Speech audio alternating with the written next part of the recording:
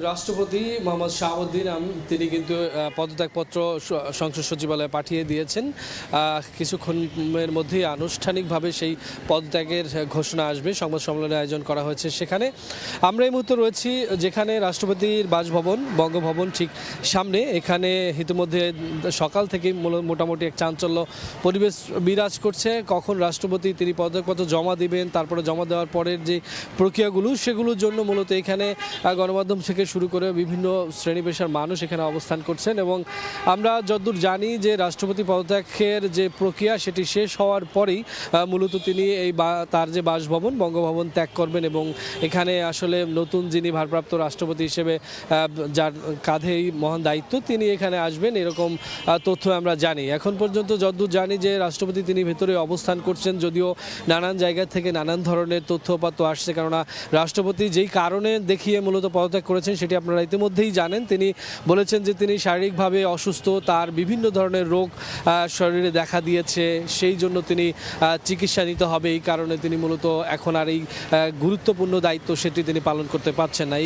এই কারণ দেখে মূলত আজকে ঠিক 4:30টার দিকে তার যে পদত্যাগপত্রটি সেটি বহন করে একটি গাড়ি সংসদ সচিবালয়ে যায়। সেখানে মূলত স্পিকারের কাছে সেই পদত্যাগপত্রটি জমা হয়। এরপরেই মূলত তার যে পিরিয়ড, এই যে দীর্ঘ সময় তিনি দীর্ঘ 3টি ট্রামে তিনি রাষ্ট্রপতি দায়িত্ব পালন করেছেন সেটি সমাপ্তি ঘটে। আপনারা জানেন যে অত্যন্ত আলোচিত এবং সমালোচিত রাষ্ট্রপতি হিসেবে কিন্তু এই শাহাবুদ্দিন আহমেদের নাম এই মুহূর্তে বাংলাদেশের ইতিহাসে রয়েছে। কেননা 2023 সালে যখন আওয়ামী লীগের আমলে শেষ সময়, যখন আওয়ামী লীগের এই গণঅভ্যুত্থানের আগের সময় ঠিক যখন একটি বিতর্কিত নির্বাচন হলো, সেখানে সেই রাষ্ট্রপতি হিসেবে মূলত শাহাবুদ্দিন তিনি রাষ্ট্রপতি পদ গ্রহণ করেন। তারপরে একটি গণ অভ্যুত্থান হয়ে গেছে, আপনারা জানেন। সেই গণ অভ্যুত্থানে আওয়ামী লীগের পতন হয়।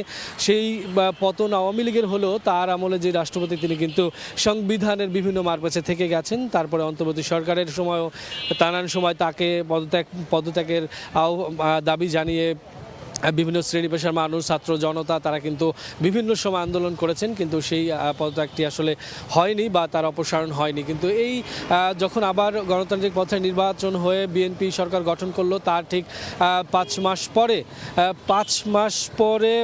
মাস পরে মূলত আবার এই আপনারা দেখতেই পাচ্ছেন যে 5 মাস বিএনপি ক্ষমতায় আসার 5 মাস পরে মূলত এই রাষ্ট্রপতি পদত্যাগপত্রটি ইতিমধ্যেই গ্রহণ করা হয়েছে এবং রাষ্ট্রপতি পদত্যাগ করার জন্য তিনি মনস্থ করেছেন। এবং কারণ হিসেবে তিনি বলেছেন যে তিনি শারীরিকভাবে অসুস্থ। বেশ কিছু রোগের কথা তিনি তার পদত্যাগপত্রে উল্লেখ করেছেন, হার্ট থেকে শুরু করে হৃদযন্ত্র, তারপরে ডায়াবেটিক্স, এছাড়া বড় রোগের সংখ্যায় তিনি আছেন সেটি তিনি বলেছেন। আমরা অনেক মাধ্যম থেকে অনেক ধরনের কথাই শুনতে পাচ্ছি যে রাষ্ট্রপতি বিভিন্ন জায়গায় চিকিৎসার জন্য আবেদন করেছেন, এমনকি তিনি বিদেশে চিকিৎসার জন্য আবেদন করতে পারেন সরকারের কাছে, সেই ধরনের খবর আমরা পাচ্ছি। তবে এগুলো সবই এখন পর্যন্ত উড়ু খবর। যা এখন পর্যন্ত আমরা জানি সেটি হচ্ছে রাষ্ট্রপতি পদত্যাগপত্র নিষিদ্ধ হয়েছেন এবং তিনি বঙ্গভবনে রয়েছেন। সেখান থেকে বের হওয়ার যে প্রক্রিয়া সেটি কিছুক্ষণের মধ্যেই সেটি শুরু হবে। এবং তারপরে আশেপাশে বেশ কিছু লোকজন আমরা দেখতে পাচ্ছি।